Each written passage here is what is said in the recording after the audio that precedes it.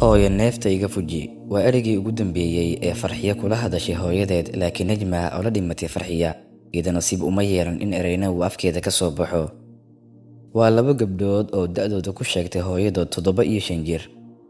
dembiga ay naftooda ku waayeen wuxuu ahaa siday hooyadood sheegtay aabbahood oo dhibsaday hooyada iyo labadeeda gabdhood kadib markii la oobsaday wiilka kaliya reerka kaasoo ay sheegtay in odayga uu ku eedeeyay dhimashadiisa inay sabab u ahayd dayacaad ee dayacday kadib markii uu ku dhexdhacay ama ku haraqaday haan biyo ah oo guriga u tiil. waxay tiri musiibadaas uu wiilkeena ku dhintay siday u dhacday ninkayga wuu isbedelay dhaqan xun ayuu nagula dhaqmi jiray sidarana wuu noo ciqaabi jiray aniga iyo labadeeda gabdhood.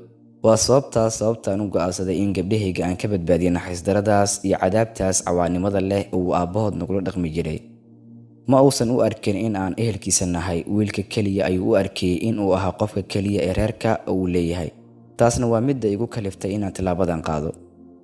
kuma faraxsani runtii falka igu dhacay oo hadda waan ka shalaynayaa laakiin waxaan u arkayay xilligii aan suubinayay ciqaab aan ku xanuujin karo ninkayga kuna badbaadin karo gabdhahayga balse hadda taasi ima muuqato. waa ka shalaynayaa runtii waan xanuun inta nolosheeda ka dhiman u gaarsan doono. weli waa maqlayaa codkii ugu dambeeyay ee gabadheeda farxiya ay ahaa hooyo neefta iga fuji.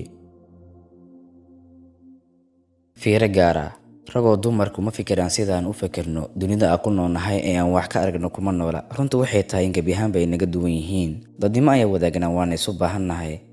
fadlan ha ula dhaqmin sida raggii aad ula dhaqmi lahayd. natiijada ka dhalan karta marka aad ka fisho inay kula fikiraan ama wax u arkaan sida aad u aragtid waa natiijo mar walba ka imaan dhinaca aad ka filanayso.